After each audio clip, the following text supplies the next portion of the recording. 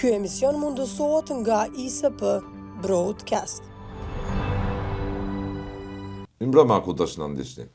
Jemi në ditët e përkujtimit të bombardimeve të NATO-s 27 vite më përpara kundër Serbisë mizore, Tiranës të Miloševićit, e cila po bën të gjithçka që të zhdukte shqiptarët nga faqja e dheut. Natyrisht se nuk ja arriti fal kryengritjes dhe luftës së UÇK-s, fal intervenimit të madh të NATO-s për të ndalur gjenocidin e saj mbi shqiptarët, në arsyetimin e intervenimit humanitar natyrisht. Kam ftuar njërin prej atyre që ishte në istikame lufte teksa NATO kishte filluar bombardimet e NATO-s, komandant Feniksin, zoti Basrit Beka. Mirëmbrëma, zoti Beka. Mirëmbrëma, përshëndetje për shikues të juaj dhe faleminderit për ftesën. 27 vite në liri. Si shihet liria me syrin e një komandanti të UÇK-s? Me qenë se pritjet e njerëzve janë çdoherë më të mëdha. Por lirin sot po e shohim në realitet.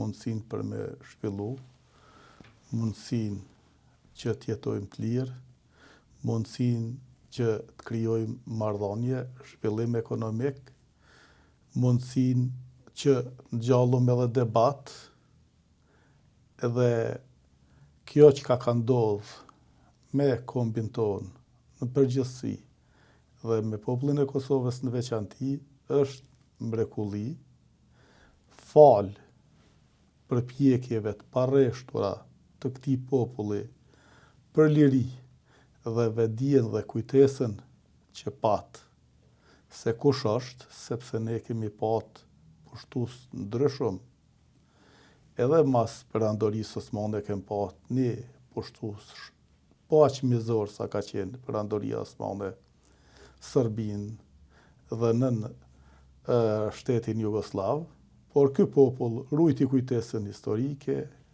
ruajti ëndrrën për liri dhe ja arriti. Ja arriti sepse ky popull në kulturën e saj, e tij, në gjenin e tij, e ka paqen, e ka drejtësinë dhe kjo luftë u fitu sepse ata që nisën luftën, qoftë me lëvizjen paqësore, do thotë rezistencën paqësore, qoftë lufta e UÇK-s, e kishin një orientim të drejtë, të qartë për liri. Dhe në moment caktuar partnerët, miqt, ndërkombëtarët ju gjendën këtij populli dhe sa i përket intervenimit të NATO-s para 27 vite, ne intervenimin e NATO-s do ta fusim thellë në kujtesën historike, ashtu si që kemi kujtesën historike për Gjergj Kastriotin Skënderbeun, ashtu si që kemi kujtesën historike për komandantin legjendar dhe sakrificën e tij, edhe sulmet e NATO-s ndaj Serbisë dhe intervenimin e NATO-s, duhet ta fusim thellë në kujtesën historike e kombit tonë, të jem falimnderues dhe të mos lajthitum apo mos të joshum nga intervenime, investime të momentit, e larg asaj të marrëm edhe një kaje kulturore apo një orientim tjetër që do të kishim pasoja në të ardhmen. Prandaj, ne do të jem çdoherë falënderues NATO-s, ne çdoherë do të jem falënderues Shteteve të Bashkuara të Amerikës. Dhe ne duhet t'i plotësojmë dhe t'i kem standardet dhe ligjet dhe demokracinë kompatibile me ato vendet të cilat na ndihmon të jem sot të lirë para 27 vjetë. Zoti Beka, teksa filloi bombardimi i NATO-s, ku ndodheshit ju? Si e përjetuat bombat e para? Midis një betejë për triumf përballë forcave serbe në terren dhe një mbështetje të jashtëzakonshme që erdhi nga NATO. Unë isha efektiv i shtabit përgjithshëm. Në ditën kur kanë fillu sulmet e NATO-s, isha në Shqipëri, në Tiranë. Atje një pjesë e një sistime dhe një pjesë që i kishte dërgu shtabi përgjithshëm komandante zonave, ishëm në një trajnim special që bëshin miqt bashkë me partnerët e shtetit, bashkë me shtetin shqiptar për efektivat kuadrat e OQK-s. Dhe ne i kishum kontakt dhe kishum informacionin që edhe sulmet e NATO-s do ndodhin shpejt. Unë ndërkohë në atë kohë kisha taku edhe njerëz zyrtarët më të naltë që u kthyn prej Zotin Thaqi dhe Veseli, që u kthyn nga Rambojeja, dhe do thotë e kishum informacionin që sulmet do ndodhin, e kishum besimin që do ndodhin, por dita nuk, dhe ne e dishum që do të mu pregadit mu kthy në Kosovë. Në momentin që fillun sulmet e NATO-s, ne ishum në ato trajnimet 12-orëshe që i kishum,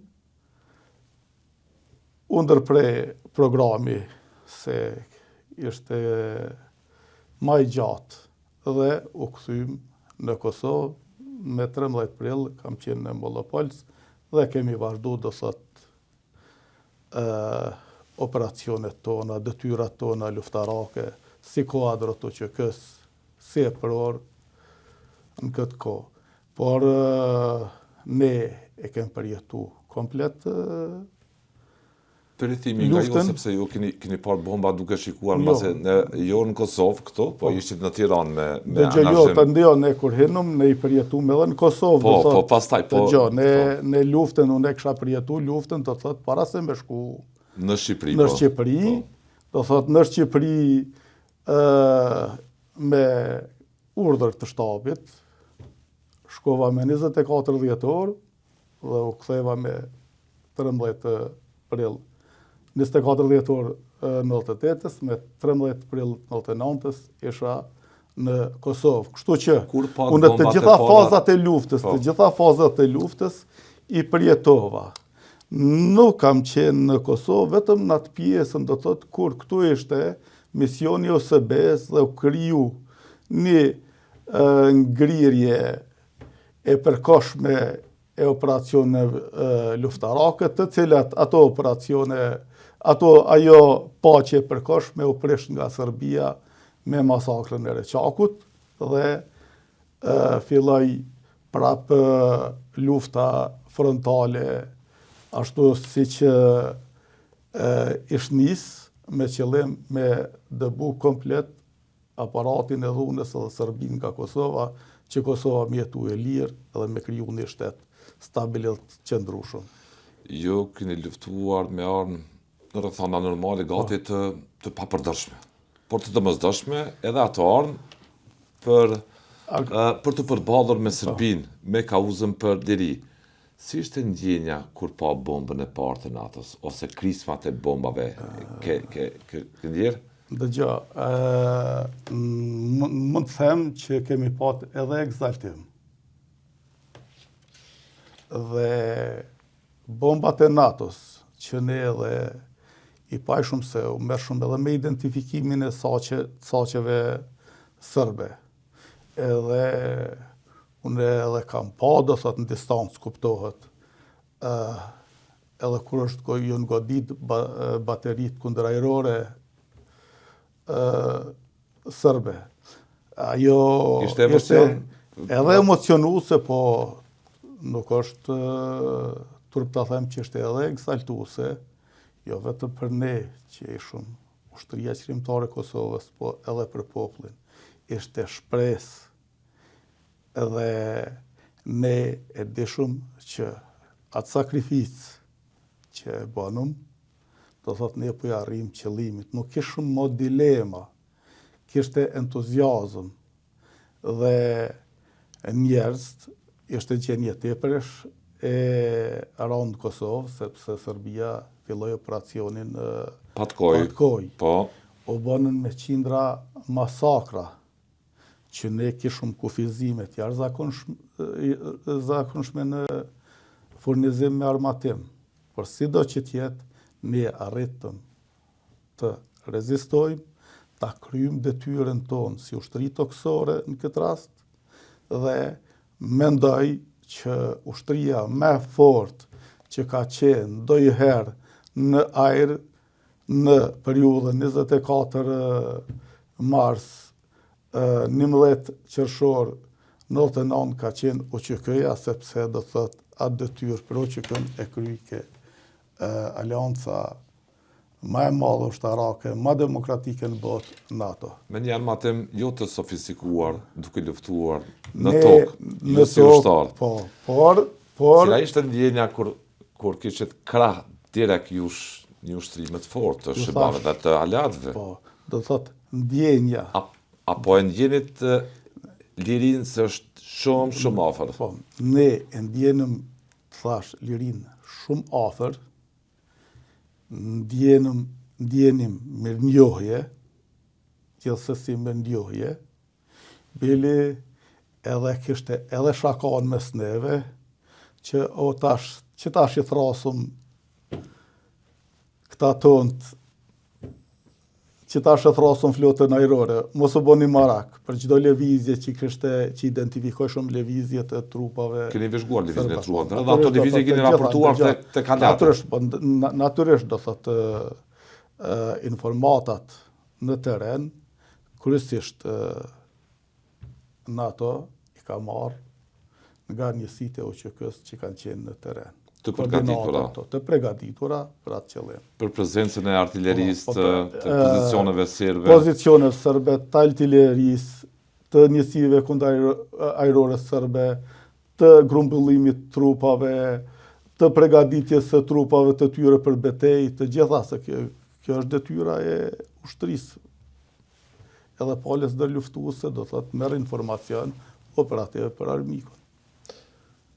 Cilën rrëfim nuk e ke thënë asnjëherë për gjitha ato ditë, dhe që mbase edhe me qef nuk do ta thoje, por në këto përvjetor duhet të ndani edhe ju që keni qenë direkt në vija fronti, vija lufte, mbase do duhet të ndani edhe ato informacione jo të lehta me publikun. Lufta ka dhimbje. Lufta nuk është krenari. Nuk më jep mu lufta emocion të mirë kur e kujtoj, sepse lufta ka dhimbje. Po. Lufta ka trauma. Lufta ka vujtje. Lufta ka dhimbje, që natyrisht që edhe une i kum përjetu. Une kum përjetu, do thotë, ramjen në prit nga forcat serbe, të plagoset pash luftari im, Mentor Hoxha, dhe të impjetoj me dhe asaj prite. Të gjitha këto, një diqka që në luft, se nuk po du të flasë për operacionet të mija konkretisht, që e kujtoj sot, e ishte kur unë e mora vesh që s'kishte qenë lajmi vërtet, që babën, nanën dhe motrat i kanë masakru, fatvarësisht nuk kishte qenë lajmi vërtet, por që në atë informat që morëm, ishte edhe dikush nga bashkë luftarët e mi, aje shkepi të grupi që u fotum Kosovë, ndërkohë e morë atë informat edhe Besim Qeku, vllavi generalit Agim Qeku, që edhe ati ju kanë vra prind, e morë edhe një shok tjetër që ishte me ne Ragipi nga Deçani, që edhe ai ka viktima nga familja, dhe këta shok tonë na shikojshin një farë mënyre me dhëmshuri, nuk ishte ndjenje mirë, se s'mushin me qenë as ata të lirë, por unë e kuptosha që është luftë. Fatbarësisht, unë i gjeta prind dhe familjen shnoshe mirë, ndërsa dihet që generali Besimi ka humbë prind në luftë dhe t'jetosh me një ndjenjë që nuk e di, nuk e kisha unë ende të faktume. Sa Besimi Nuk ishte situatë e lehtë. Po nuk ishte situatë e lehtë. Vllavi im i ndjerë, telefonojke, unë natyrisht më dash kemi thonë po, jam dëgju, kam ardhur dikon në zonë Shalës atje, mirë janë, i jepshat pa vërteta. Këto momente si harron asnjëherë. Por, tash ta tregoj krejt skenën, situatën, si ndodhi. Nga Petrova, unë nënshkru marrëveshja e Kumanoves, fillun ushtria policia sërbe tërhiqen, unë e kalova me qëllim të shkoj në Drenicë. Bileshum e majnë men një traktore mu. Dhe aty është edhe Kadria dhe një pjesë të shokëve Kadri Veseli. Kalum në Drenicë, unë prej aty shkova në Pregaz, tek Fazliden, që thojmë. Edhe thash mos të takoj Bekim Haxhiun, komandant Kamishin. Ai me radio lidhje më njoftoi, tha mos gabon me dalë, se nuk ju largu, sa dalon atje. U tako, bile pyeta, thash, a din diçka, thot po për fëmijën vllav, mirë. E kom pa është, për hallën nuk di kur gjë, se ne jemi një pedaj. Në veç e kisha informacionin, do që ma kështë thonë një koshin nga ushtria, që qështu ka ndodhë, në heshtë atë muhabet, se s'to isha me botë madhe. Nuk e harroj kur që i kene dajës që e murë atë informacion, lëtë e saj, duke mu lutë, mos he në Kosovë, po shko këqyrë ku janë, por do thot detyra ushtarake është detyrë, lufta do të me pranu, luftë disha që më ndodhë gjithçka. Dhe ndërkohë do thot kthena ka balinca të vështre, e takoj edhe vllahun tem ushtar, si shmet 20 kg. Thot se ushtria qyteja ka qenë gjendje jashtëzakonisht keqe në atë kohë, sa i përket logjistikës, mundësisë furnizimit. Por me gjithat, mirë, është e pësë edhe ato, thotë, jo basir, thotë, nuk kam shku, jom fut në shpe, nuk i kom gjetë kërkan, kështu që mu vërtetoj ke, ajo informat që e kesha.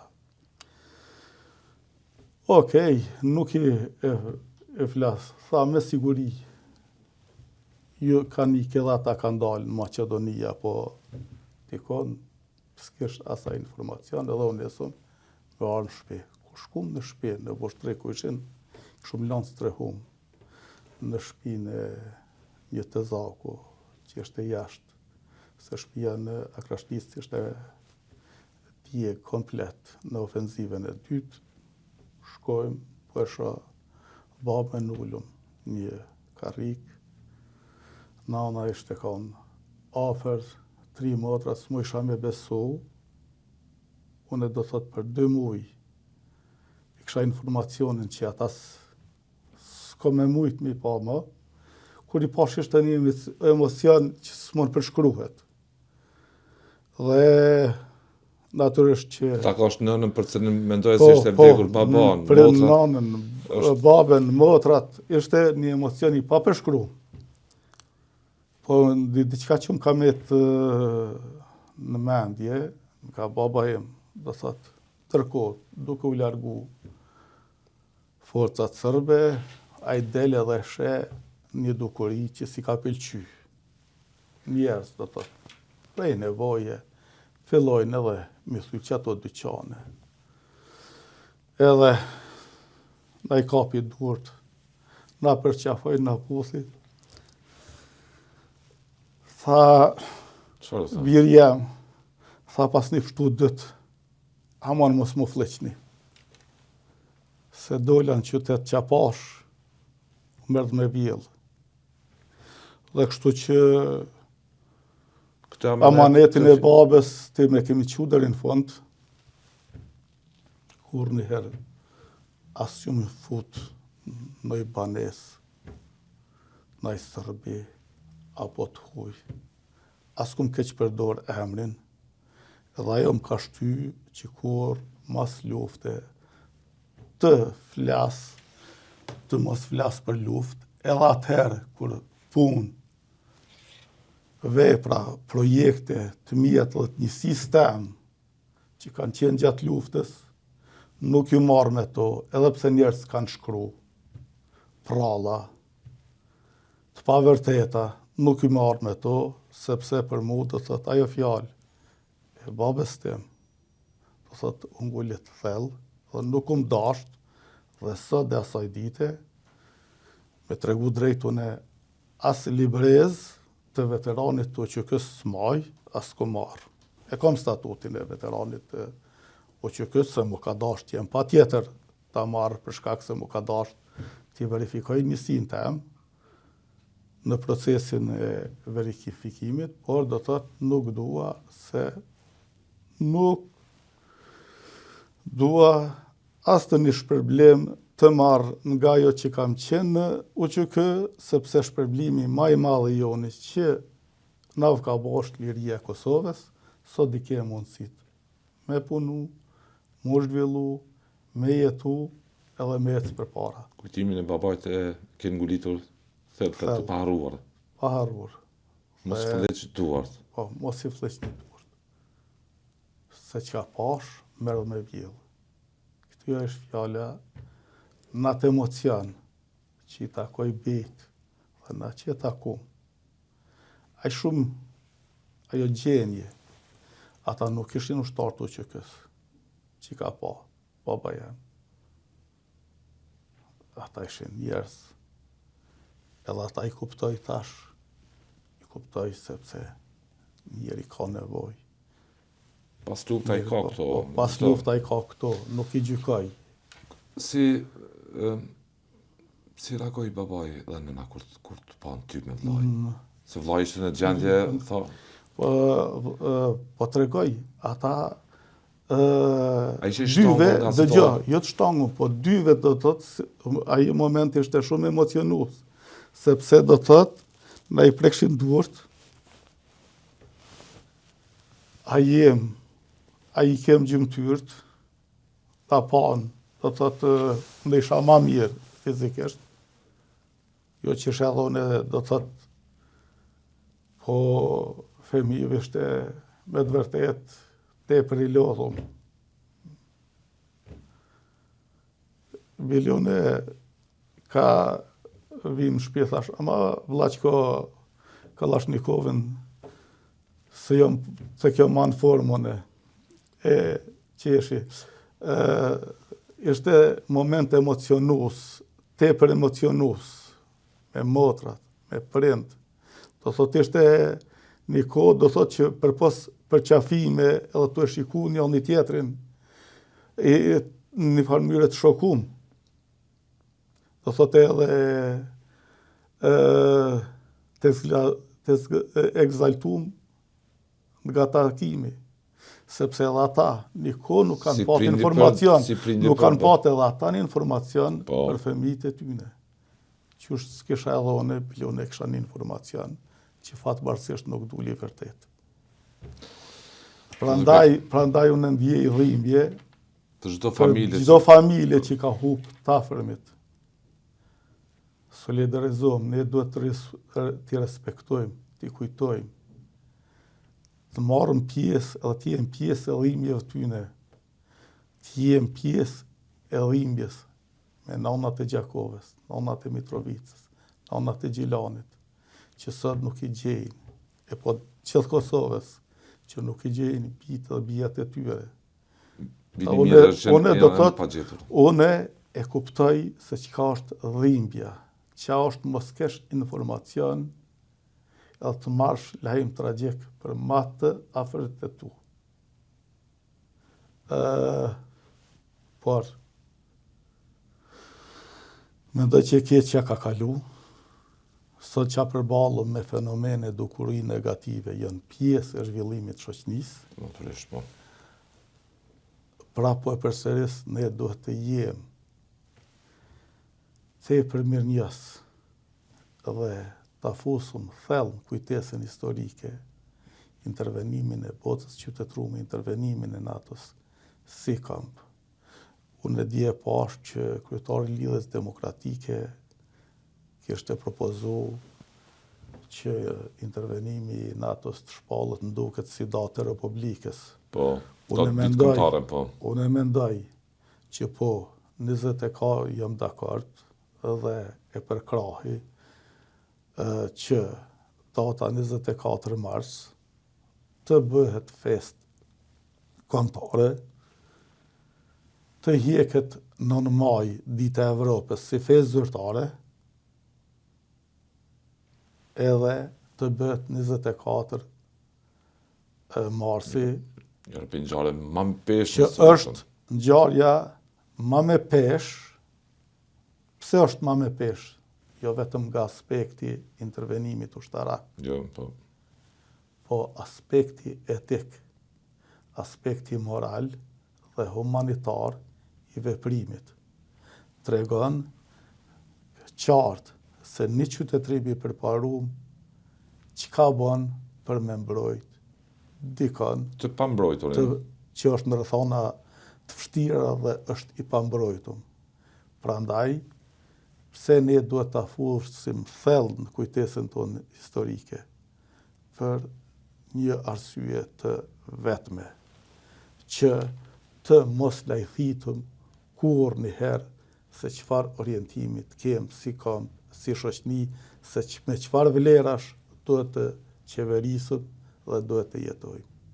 Sepse vlerat perëndimore janë vlera burim, ku edhe burimi i vlerave tona si shqiptar janë në kompatibile me vlerat perëndimore dhe janë vetë perëndimore.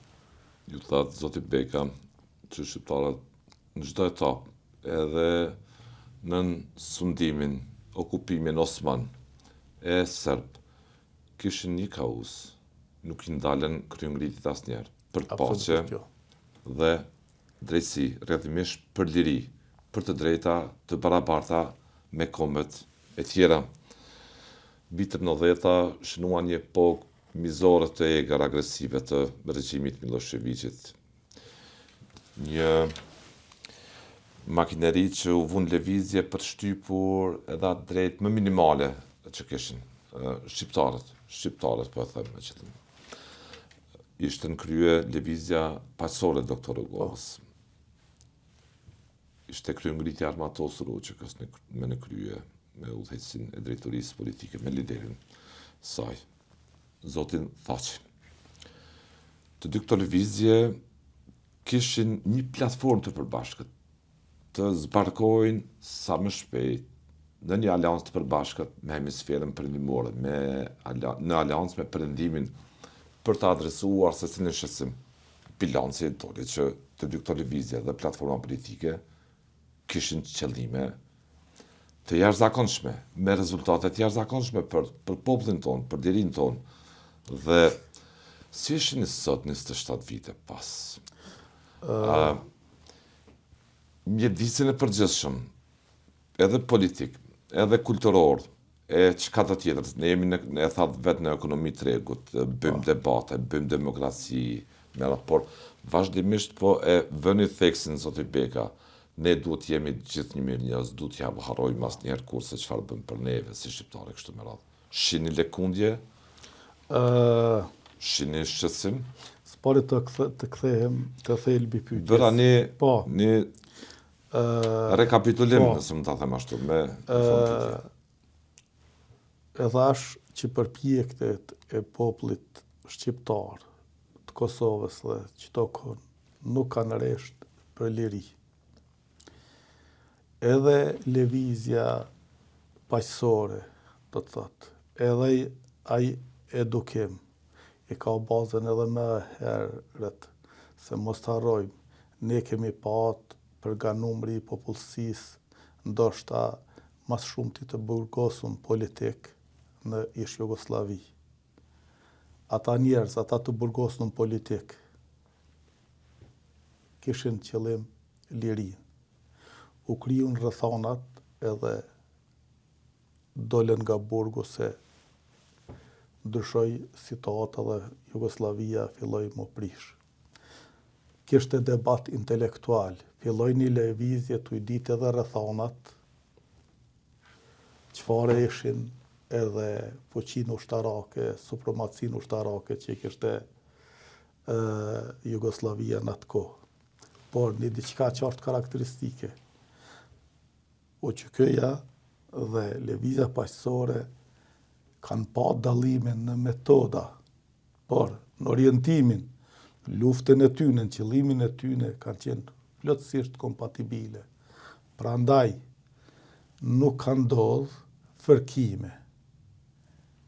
Mrena për mrena, të gjitha ato fërkime që janë kriju mas lufte, janë të stisura nga njerëz dhe grupe të cilat do thotë kanë pat interesa politik për pushtet, të cilat i kanë shkaktuar vendit jashtëzakonisht dëm të madh. Ne, çdo qeveri që vjen, çdo ministër i drejtësisë, tash tutje duhet ta jep një premtim në qoftë se don të jetë ministër dhe kryeministër i mirëfillt i vendit. Duhet të hapen dosjet. E në thojzat vrasjeve politike. Duhet të hapet çdo dosje dhe popullata nuk bën të mbetet peng, sepse kjo luftë politike që e kanë bë për pushtet, njerëz, individ që kanë përfituar nga kjo përçarje, nga ky polarizim i shoqënisë, kanë sjell sot një situatë tjetër të pakëndshme, sepse njerëzit kanë filluar me gjetë prehjen nga një mashtrim tjetër, nga mashtrimi fetar. Të gjitha janë pasojë që sot rinia nuk e ka debatin se si të zhvillohet dhe cila teknologji po avancon dhe si mu përshtat me teknologji të reja, po ka ushtfu debati se cili profet ka qenë i drejt, cila rrugë fetare është më e mirë. Kjo është pasojë edhe i polarizimit shoqënisë që është kriju pas lufte, ku këtë polarizim, unë jam i bindur që jashtëzakonisht shumë me luftën e vet hibride ka punu Serbia. Prandaj, çdo kandidat për kryeministër të Kosovës, tash tutje duhet ta merr një zotim që do hapen të gjitha dosjet. Ne, ti si gazetar, ke lexu dosje që njerëz të dhe ju ndenu për tash të quajtura vrasje politike dhe dihet që ndenu njerëz dhe kërkush do thot nuk e nxjerr stenogramet e gjykatës që kanë edhe të botume edhe për shtypin e kohës, edhe me tregu kjo qenë ka e vërteta. Tjetra, këtu flitet edhe për abuzime, për privatizime. Tash, dikush duhet me jep edhe përgjegjësi. Si ndodhi që prej Mitrovice deri në Kaçanik të degradohet toka e Bukës? Dikush duhet jetë përgjegjës. Qysh ka mundësi që me një investim që ndodhi korruptiv, e mon men që më inë, nga 10 euro në 10.000 euro shkun pronat e komunitetit sërb, vlera tyne, që ato toka të gjitha ju kanë marrë ndërmarrjes bujësore Agro-Kosova në kohën e masavdhërshme të regjimit Miloševićit dhe ju kanë jep komunitetit sërb. Dikush këtë degradim që ja boni Kosovës duhet me marrë përgjegjësi.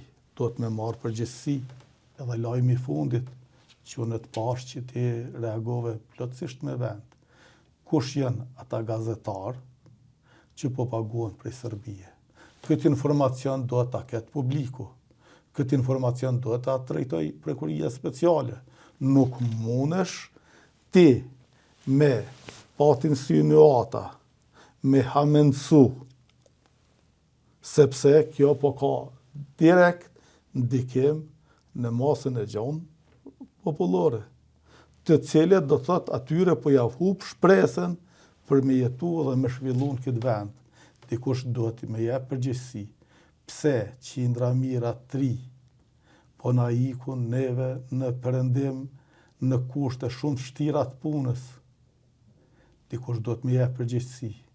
Pse 603 shkuan në Siri dhe metën nënat dhe babalart pa bijtë e tyre. Dikush duhet me jep përgjegjësi. Pse vajza shqiptare u dërguan në Siri më bë konkubina. Ne duhet tash të lypim si popull, si qytetar, si shoqëri civile, nga ata që na përfaqësojnë përgjegjësi. Nuk mundëm me leju më politiken me fyrje dhe sharje ndaj njëna tjetrës, që neve të na zhvendosëm vëmendjen nga çmimet e larta, nga keqmenaxhimi, ne duhet me fillu me lyp përgjegjësi për të gjitha.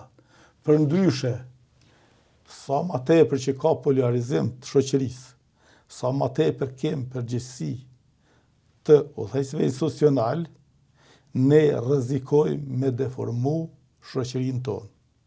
Rrezikojmë mu kriju që unë besoj që ajo nuk më ndodh që të bëhem një vend i dështuar, por që mu pengu zhvillimi i shoqënisë edhe shtetit jashtëzakonisht. Nuk ka kohë për të humbur më. Ne nuk kem kohë me Kosova humb. mbushi 18 vite. Ne nuk kem kohë me humb. 18 vite shtet, Ne edhe më- Mistana ne thanë dëgjoj. tani nuk jeni më adoleshent, jeni të pjekur dhe nuk ka më situata që mund të tolerohen nga përgjegjësia juaj. Red tash ka fillu gjenerata e dytë që trashëgon lirinë. Ne nuk kem luksin me humb kohë. Nuk ke mundësi më me humb kohë. Ne duhet t'i qesëm lidert, kryetarët e partive politike, kryeministrin, presidentin apo presidentin, ministrin, kryetarin e komuneve para përgjegjësisë. Na jem dëshmitar. Në momentin kur kanë fillu kryetarët e komunave, që t'ju kërkohet kryetarëve të komunave llogaridhënie, ne sot shërbimin civil kërkon më të mirë, ndoshta edhe në Evropë nuk e ki të organizuar. Pa kur far problemi, ti ki qasje në dokumentet tua personale, në certifikat të lindjes, do thotë kur kem fillu me kërku përgjegjësi. Llogaridhënia përdhon progres, përdhon dobi. Kur kem fillu me kërku llogaridhënie, do thotë ne filloi edhe zhvillimi i Kosovës. Tash trot pyetja, po ky nuk është nivel që mund bëhet këtë tavolin. Kjo pyetje do të më bëjë nivel të profesionistëve, nivel të akademisë të shkencave dhe të arteve, çfarë qëndrimi, çfarë zhvillimi po marrëm, apo marrëm zhvillim qëndrueshëm a jem do thotë i shfrytëzu në mënyrë racionale resurset tona, apo pengojmë zhvillimin e resurseve tona. Por mjerisht, po tesha unë vendimars, Akademinë e Shkencave dhe Arteve të Kosovës, ja kisha ngjit Qelsin, sepse nuk kisha leju që disa njerëz. Kush ata? Po, jo. Ajo është institucion moral. ke pati Akademinë e Shkencave, a ka dalë me ndonjë kontestë, me ndonjë qëndrim për zhvillimit. Shumë të pakta janë, pa përfillshme ato. Pa përfillshme.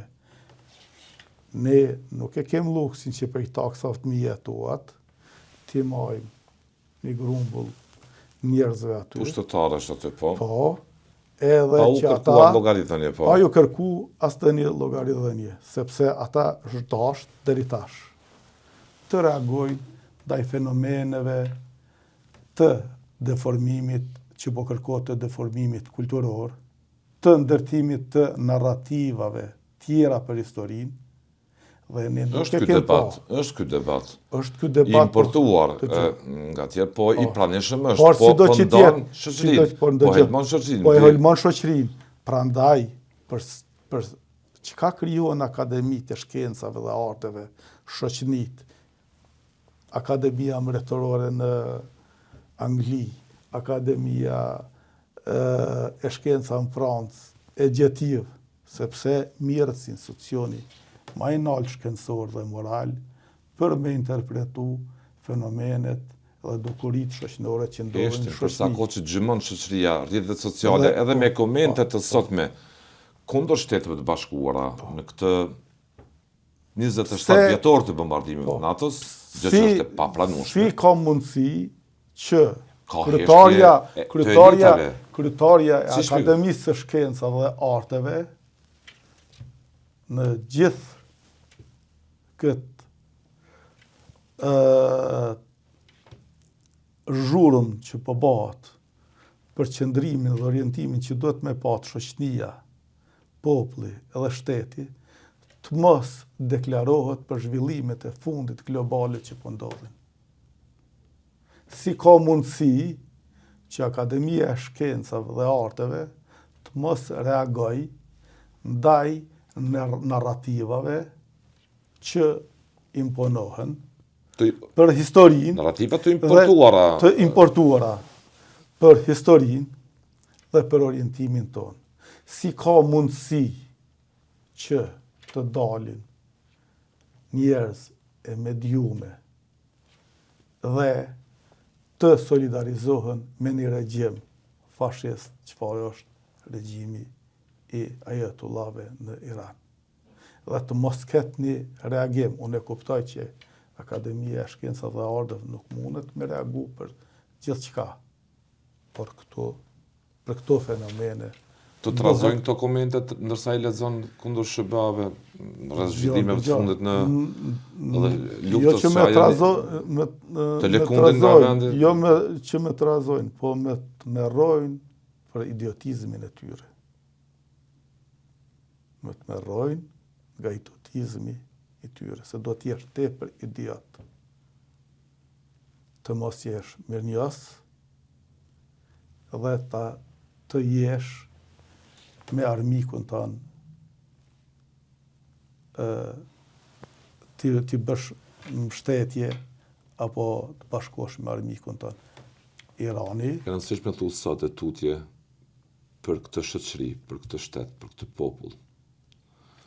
Është a këtë qartë, të këthjellur, shikimin ka e ardhmja, të mos influencohet nga debatet filozofi që janë të importuara nga shoqëri që kanë ato probleme në lindjet e mesme.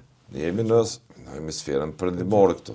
Dhe të mos lejojnë që religioni ta godas dhe identitetin kombëtar me raste, ose religioni, filozofit që ndjekin caktuar. Problemet e lindjes, kauzat e tyre, kauzat e arabe, nuk janë kauzat tona. Kauza jonë është prosperimi, zhvillimi ekonomik dhe zgjerimi. Demokracia dhe paqe. Kauza jonë është ndërgjegjësimi i shqiptarëve të Sanxhakut që kanë humbur gjuhën, që ata ta rikthejnë gjuhën. Detyra jonë është që shqiptarët e luginës së Presheves t'i ruajmë, mos të brinë prej e narrativave dhe tjetërsi kulturor nga religioni, sepse dhe atje po thirret, po rritet numri i bosnjakëve, muslimanëve, po paksohet numri i shqiptarëve. Problemi jonë është i shtetit tonë, unë nuk e di, qysh nuk reagoj, për qeverinë shqiptare nuk e di a ka reagu. Po sa kom përcjell qeveria e Kosovës nuk e reagu ndaj vendimit të kryetarit të gjykatës kushtetuese të Maqedonisë që e hjeku barazin e gjuhës shqipe. Nuk pati Edhe reagim. mbas ligjit, nuk pati reagim, unë nuk me djumet që kom pa. Në Kosovë jo. Në Kosovë Jo. nuk kam pati reagim. Tash Shtetëror jo. ne nuk guxojmë të lejojmë. Kështu ashtu ligji për gjuhën shqipe ka qenë diskriminues në Maqedoni. Vetë kuota 20% është diskriminuese. Të në temat Ai, ku du po, të rinë tonë thu. Po, ka ne si kom do të Sot je i gatshëm përsëri me ka parmën Beka? çdo herë, Po u përballa jone me trazira nga kjo Serbi me ambicie territoriale. çdo herë që vendi jam është në rrezik. Do thotë vetëm në gjë që nuk e kam asnjë hezitim, zero hezitim është me kap armën edhe me luftu për vendin tim. Çdo herë si atëherë që kam qenë i vetëdijshëm që shpërblimin e marr për kapjen e armës, gjën e parë që do e marr është do humbja e jetës, edhe tash jam i vetëdijshëm, por e kem detyrë. Por një gjë e di, që tash Kosova nuk është 98-99. Gjenerata e dytë po e trashëgon lirinë. Mu e ty rritë s'kanë me najlon vend të rritë, 18, 19, 20, 30 vjeqartë. Dhe tash i gjithë populli, se ky popull e shijoj sa e ëmbël është liria, dhe nuk lejon kur njëherë ky popull me hup lirinë. Sa i përket Serbisë, sinqerisht ta them, nuk e kem ne problem. Let blen sa don raketa të Kinës, e të Rusisë, çdo luftë që nis me Kosovën e ka të hupt, sepse ambicia jonë më nuk me konë vetëm me rujt kufinin e tashëm. Po t'i rikthejmë edhe atë që na ka marrë, kështu që do thëtë, do ishte fatale për Serbinë, jo për ne. Dikush theti një disa pseudo analist, jo fuqia ushtarake, ne me një luftë asimetrike e mujmë Serbinë. Me gomore, mushka, keni barë armatim të pas sofistikuar armatim. Tash ki presidente, ki kryeministër, ki ministër mbrojtës, ki të gjithë aparatin, ka kush na mobilizon mu e tyrit. Tash neve na vjen... Lufta nuk është e mirë. Neve na vjen thirrja. Kosova nuk ndjek politikën e agresionit. Shko në shkollën e Dardanis në ora 3 ki mu mobilizu, sepse ligji ushtarak. Kështu thot. Kështu që, s'ki qare. Kështu që do thot nuk e kemë problem Serbinë, problem e kemë investimet e huja në religion, problem e kemë luftën hibride të Serbisë. Që po mbjell përçarje, urrëtje, ndarje. Do thot, edhe ne këtë problem. Dhe disponim antiperëndimor. Këtë problem e kemë, këto duhet do thot ta eliminojmë. Për me eliminu këtë problem, ne nga kjo studio, unë ti nuk më ne eliminojmë, pa një mobilizim elitar të përgjithshëm. Pa mobilizim elitar. Pa mobilizim të atyre që paguhen, që t'jepin mendim. Dhe t'je din që ata paguhen për i me jep mendim, jo me eshtë. Falenderoj. Falenderit edhe juve. Beka për kohën që gjetë t'jesh me mua, dave rëfime base të pathona me parë për përjetimin tuaj në luft, me lirin, me sakrificën, me atë kontratë të vdekës që kishte bashkë me bashkëluftar, për një kauz, për lirin e popullit shqiptar. Falenderit të rritë, por ajo që ka mbani përshtypje, një gjë e mirë, mbrëm i pash të ekspozume të gjitha masakrat që ka ndodhur në Kosovë. Mbi 400 po. Mbi 400 masakra. Do thot, ne duhet që këto ekspozita, këtë memorje, sa ma shpejt të ngrisëm edhe muzeun të thotë e krimeve të luftës Serbisë. Që mungon Kosovës fatkeqësisht. Që mungon Kosovës. Po. Ne nuk bën të harrojmë se çka i ka ndodhur popullit tonë. Kur asnjëherë. Kur asnjëherë. Jo. Prandaj unë e përshëndes atë organizatë, shoqat, atë nismë që është do thotë ndër projektet shumë me vend që me siguri e ka sponsorizuar edhe Ministria e Kulturës që e përshëndes. Nëse ka financu, do thotë ishte do thotë një projekt i qelluar. Është lajm inkurajues. Dhe Apo. edhe herë po e përsëris. Ne intervenimin e NATO-s duhet ta fusim thellë në kujtesën tonë historike dhe të jem falënderues dhe të jetë udhërrëfyes për popullin, shoqëritë dhe qeveritë tona se ku duhet të jem dhe në cilën pjesë të arkitekturës sigurisë dhe cilin orientim kulturor ta kem. Dhe t'i nalëm këto invadime dhe këto pushtime të heshtura që po i ndodhin shoqënisë dhe vendit tonë nga financime Serbisë, të Rusisë, të lindjes, nga perspektive atyre, do thotë Arabia Saudite, Katari, Emiratet, Turqia, kanë drejt nga perspektive atyre, sepse dojnë me zgjeru ndikim, dojnë me zgjeru territor.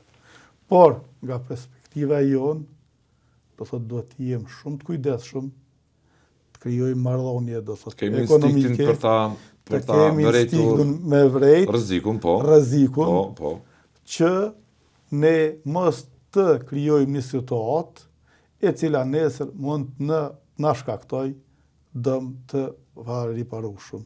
Këto është ajo që na duhet të jemi të vëmendshëm.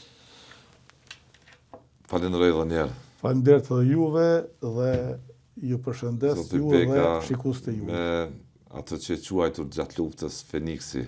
Faleminderit. Të falenderoj edhe një herë. Shumë faleminderit edhe juve.